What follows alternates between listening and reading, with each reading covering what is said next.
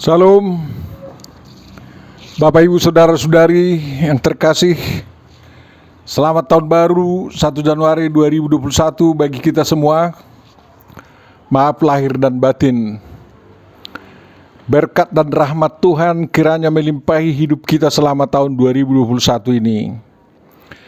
Tetapi sebelum kita memasuki renungan ini, diharapkan ada kesediaan Bapak Ibu Saudara-saudari mensubscribe, like, menekan tombol lonceng dan menyebarkan khotbah ini sambil mengajak kawan-kawan kita mensubscribe.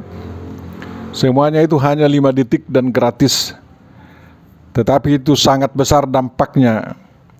Sebab yang menerima khotbah ini akan turut terberkati, dan Bapak Ibu Saudara-saudari yang terkasih sudah berdasar dalam turut memberitakan Injil kepada segala bangsa. Terima kasih, kita persiapkan diri kita untuk mendengarkan khotbah ini. Damai sejahtera dari Tuhan Yahova Elohim, Yesus Kristus, Roh Kudus, Tuhan kita yang Maha Esa itu, yang melampaui segala akal dan yang melebihi segala damai yang dapat diberikan dunia ini, kiranya memelihara, memenuhi hati, pikiran, dan kehidupan kita senantiasa. Amin. Mari kita berdoa. Tuhan, kami ingin mendengarkan firman-Mu untuk tuntunan hidup kami sepanjang tahun 2021 ini. Cerahilah pikiran kami dengan kuasa Roh Kudus-Mu ya Tuhan, dan kuatkan kami berkonsentrasi untuk mendengarkan apa yang menjadi kehendak-Mu untuk kami lakukan. Dalam Yesus Kristus kami memohon. Amin. Firman yang akan kita renungkan dan pahami dalam kita memasuki hari pertama di tahun 2021 ini dan menjadi bekal rohani kita sepanjang tahun 2021 dan seterusnya, diambil dari kitab Torah, yakni dari Bilangan 6 ayat 22 sampai 27. Mari kita baca dan dengarkan apa yang disampaikan di sana.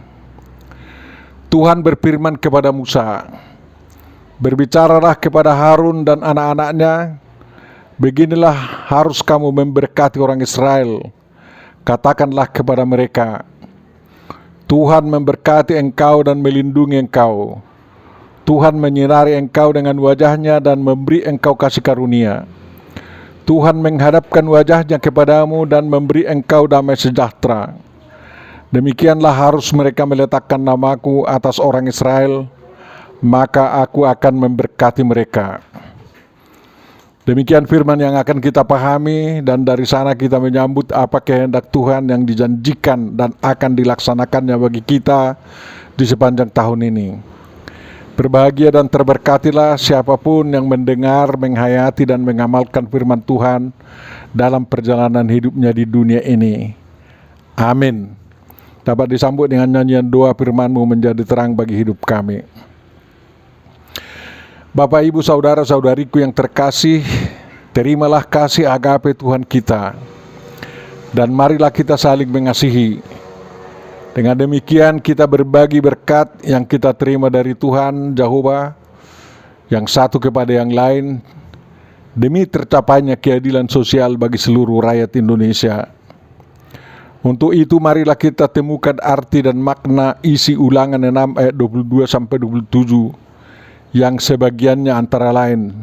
Pertama, Bapak Ibu Saudara-saudari yang terkasih, kalau kita membuka YouTube tentang tahun 2021, kita akan menemukan begitu banyak ramalan-ramalan yang akan terjadi di tahun 2021, baik di awalnya, pertengahan, dan di akhir tahun itu. Ramalan-ramalan itu ada yang mengatakan bahwa di tahun 2021 akan terjadi hal-hal yang baik, yang supranatural, maupun bencana atau kemelut kemanusiaan. Tampaknya ramalan-ramalan itu hebat-hebat. Mereka seolah-olah mengikuti kebiasaan bangsa Tionghoa yang selalu meramalkan apa yang terjadi di tahun baru mereka.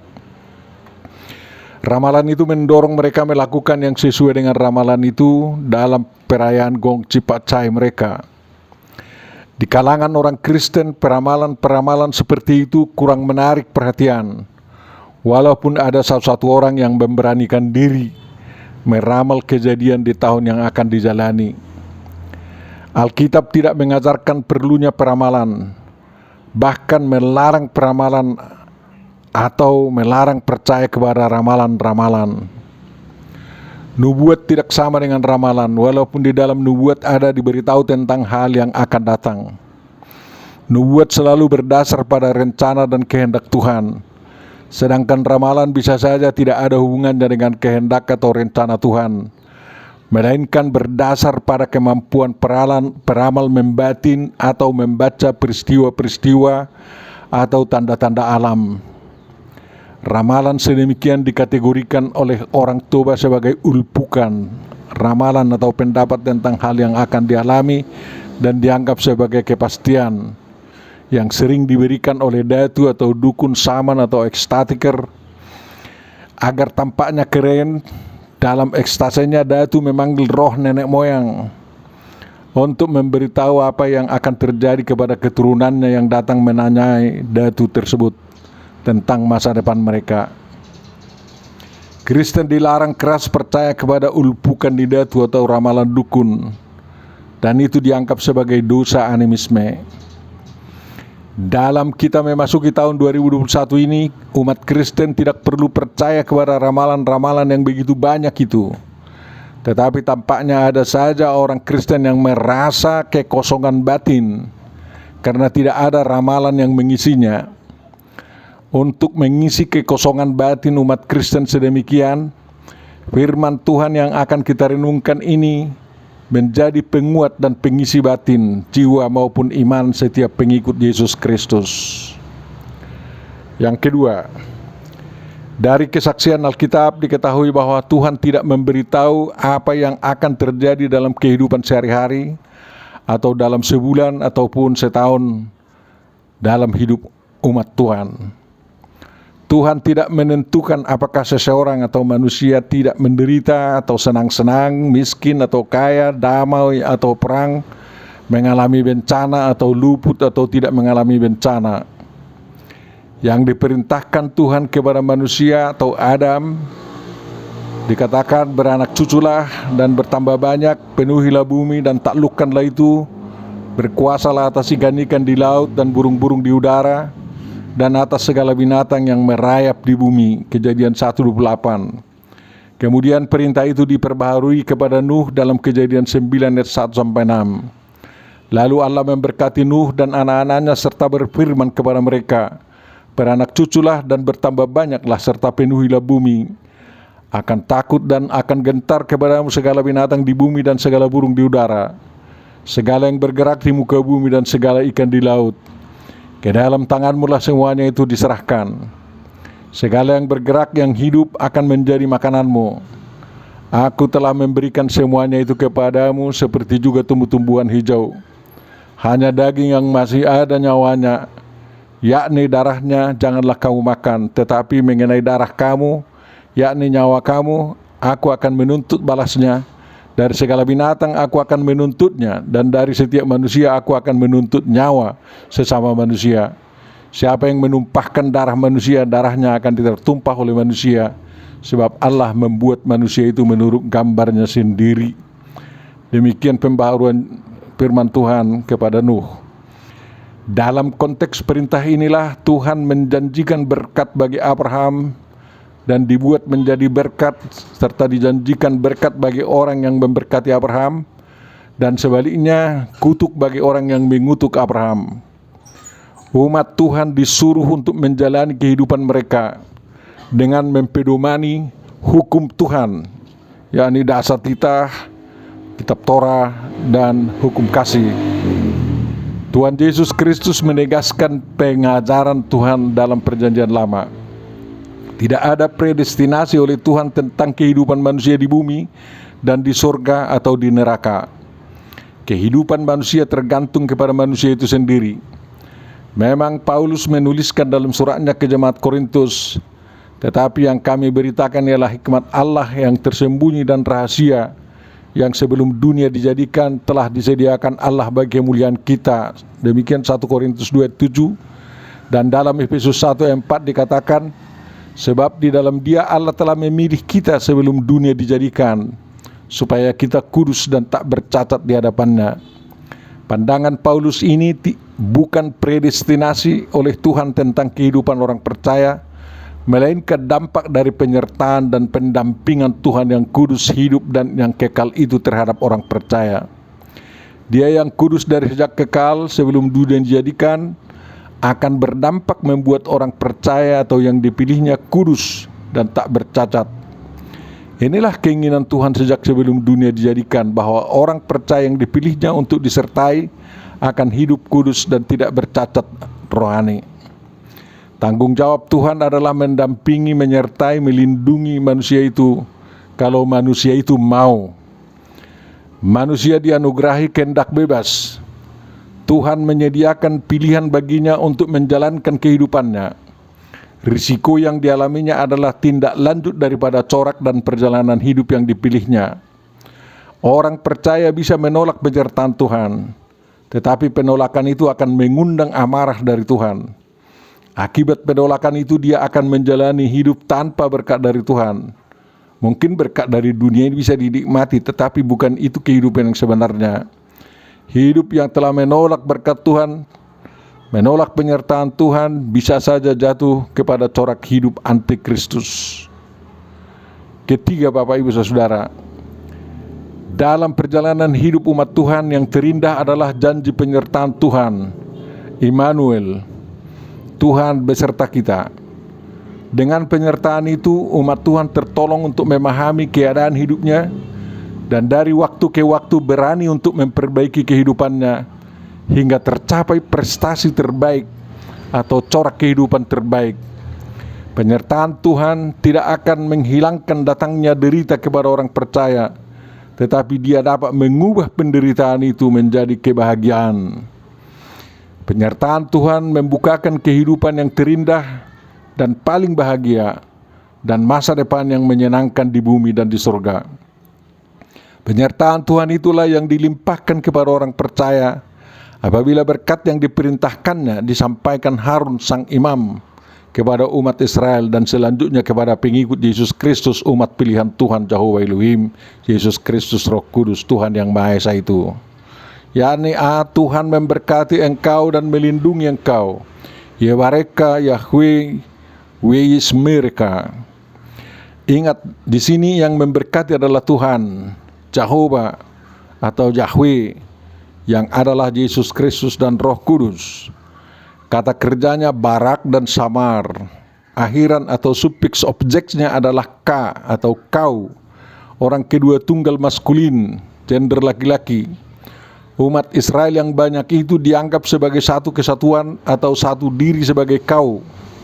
Maksudnya tidak ada satupun dari mereka yang luput dari janji berkat dan perlindungan yang Tuhan janjikan. Dalam terjemahan sering kau itu diganti dengan kamu atau tubahamu, agar ketara bahwa penerima berkat itu banyak. Walaupun objek kau yang laki-laki atau gender laki-laki disebutkan di sini, bukan berarti bahwa perempuan tidak ikut diberkati. Dalam sebutan kau atau gender laki-laki terhisap juga perempuan. Di sini tidak ada perbedaan gender dan bukan bermaksud mengistimewakan laki-laki. Itu ada kaitannya dengan pemahaman bahwa perempuan diciptakan dari rusuk laki-laki, bukan dari tanah. Dengan metode penciptaan ini, laki-laki dan perempuan itu disebut Adam. Ibaratnya A1, dam darah. Adam artinya sedarah, setulang belulang, sedaging, dan juga dipersatukan dalam roh. Demikian laki-laki dan perempuan menerima berkat itu dipandang sebagai satu kesatuan. B.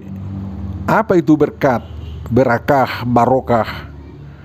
Itulah pemberian Tuhan yang menyenangkan, membahagiakan umatnya atau manusia. Dalam perjanjian lama dikatakan bahwa banyak sekali jenisnya. Dapat kita baca dalam Imamat 26 ayat 1 sampai 13 dan Ulangan 28 ayat 1 sampai 14. Beberapa di antaranya, hujan yang menyuburkan tanah agar pertanian menghasilkan dan tidak ada paceklik atau halion. Pangan cukup dan dapat makan dengan kenyang. Punya negeri tempat aman dan tentram. Dapat menikmati damai sejahtera tanpa ada yang mengejutkan. Pembunuhan dengan pedang dan perang tidak ada. Kalau ada musuh, mereka dapat dikalahkan. Dibuat beranak cucu dan bertambah banyak. Ada bait suci untuk umat Tuhan. Waktu itu disebut kemah suci. Hati Tuhan senang melihat umatnya, tidak muak. Tuhan menjadi sembahan umatnya dan hadir bersama umatnya senantiasa. Umat Tuhan diangkat di atas segala bangsa, dibuat menjadi kepala, tidak pernah menjadi ekor. Status umat Tuhan terus naik dan bukan turun. Lumbung-lumbung dibuat penuh dan segala usaha umatnya berhasil. Kebaikan terjadi pada buah kandungan, ternak dan hasil bumi, dan banyak lagi yang lain. Berkat itu akan terjadi di kota, di ladang, pada waktu masuk dan pada waktu keluar.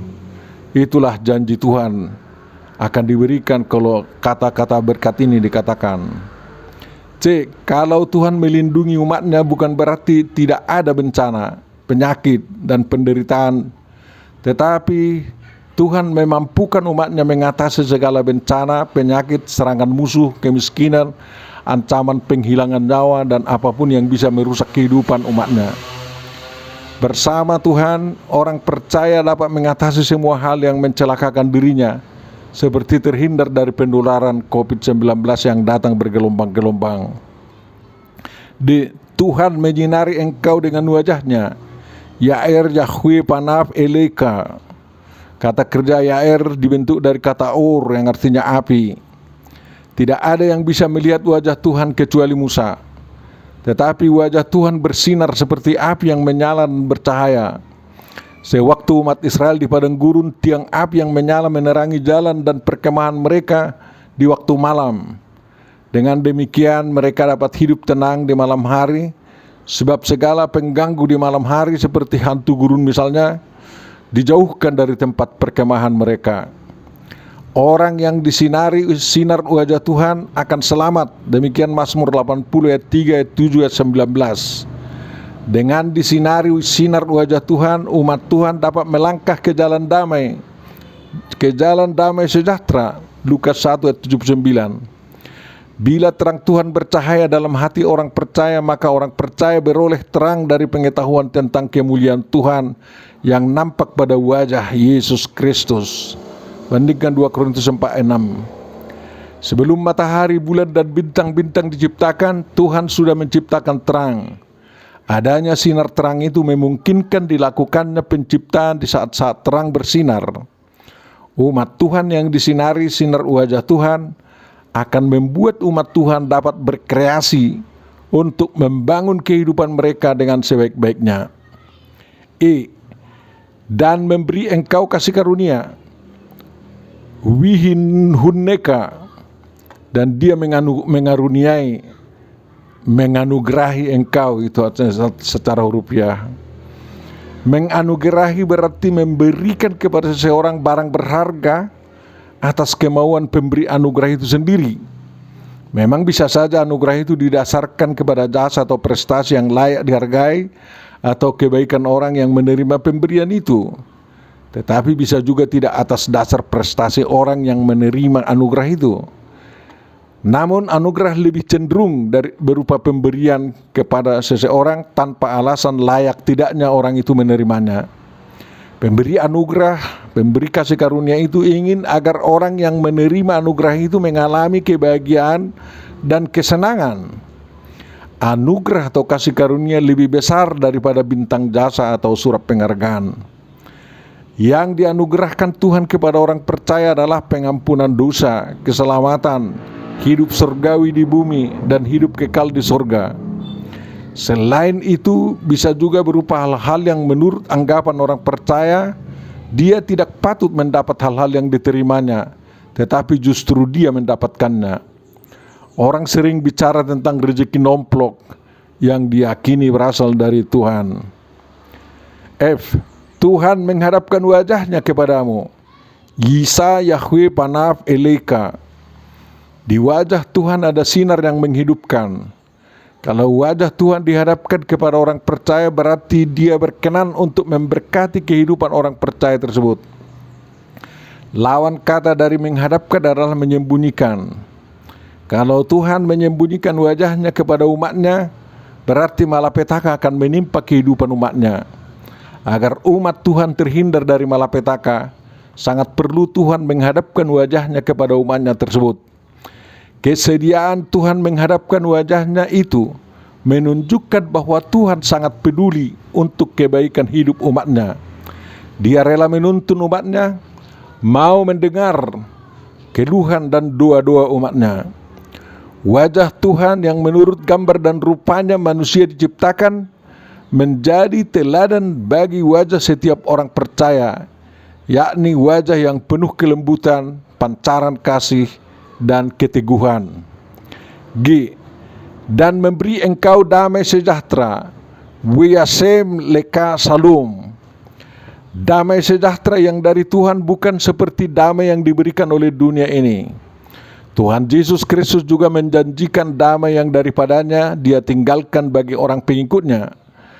Dalam Kamus Besar Bahasa Indonesia Jilid 5, damai berarti tidak ada perang, tidak ada kerusuhan, aman, tentram, tenang, keadaan tidak bermusuhan, rukun. Itulah arti damai katanya. Kalau tidak bermusuhan, tidak ada perang.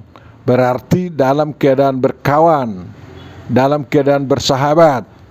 Makanya damai itu sudah ada kalau dikatakan Tuhan Yesus, kamu adalah sahabatku. Kalau tidak ada kerusuhan berarti semuanya berjalan teratur, baik-baik, tentram, tenang, sumber pertikaian tidak ada, pelaku kejahatan tidak ada, sehingga keadaan aman dan rukun. Itulah damai di kalangan pihak-pihak manusia. Tetapi damai yang dijanjikan dalam ucapan berkat ini bukan hanya damai di kalangan pihak-pihak manusia, melainkan damai di kalangan tiga pihak, yakni manusia, sesama manusia, dan Tuhan. Karena damai yang dijanjikan Tuhan ini melibatkan tiga pihak, maka damai sejahtera dari Tuhan itu selalu melampaui segala akal budi manusia dan melebihi semua damai yang dapat diberikan oleh dunia ini. Damai yang dikehendaki terjadi adalah damai dengan diri sendiri, damai dengan sesama atau dengan lingkungan, dan damai dengan Tuhan. Dengan demikian sempurnalah damai sejahtera itu dialami oleh pihak-pihak terkait. Itulah suasana hidup yang paling indah pada waktunya. Tuhan telah menginisiasi damai sejahtera yang sedemikian melalui ajaran dan karya Tuhan Yesus Kristus. Kewajiban manusia adalah menyambutnya, yakni dengan melakukan hukum dan perintah maupun kehendak Tuhan.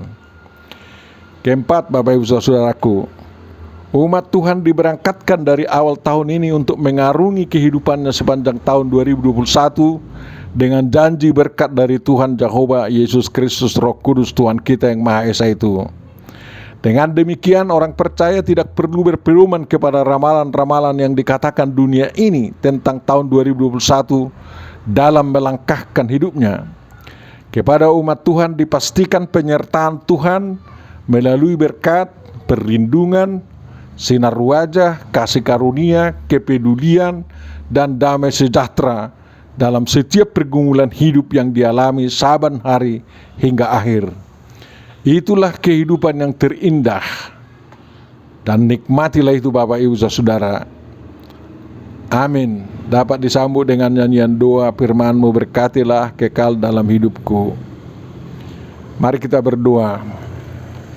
Tuhan Bapa Surgawi kami dalam Yesus Kristus yang bersama kami dalam Roh Kudus-Mu, terima kasih atas firman yang memberangkatkan kami mengawali tahun 2021 ini dengan janji berkat yang luar biasa. Kami mohon Tuhan, layakkanlah hidup kami sebagai orang-orang yang dapat menyambut berkat-Mu tersebut, dan sertailah kami dalam setiap pergumulan kami sepanjang tahun 2021. Berkatilah pekerjaan gereja-Mu, berkati pekerjaan seluruh umat-Mu. Jauhkan semua Tuhan malapetaka, sembuhkanlah orang-orang yang sakit, terutama jauhkanlah COVID-19 ini. Terima kasih Bapa atas berkat-Mu yang kami terima tahun 2020, dan kiranya akan melimpah lagi tahun 2021 ini lebih banyak. Dalam Yesus Kristus sempurnakanlah doa kami dan kabulkanlah itu. Amin.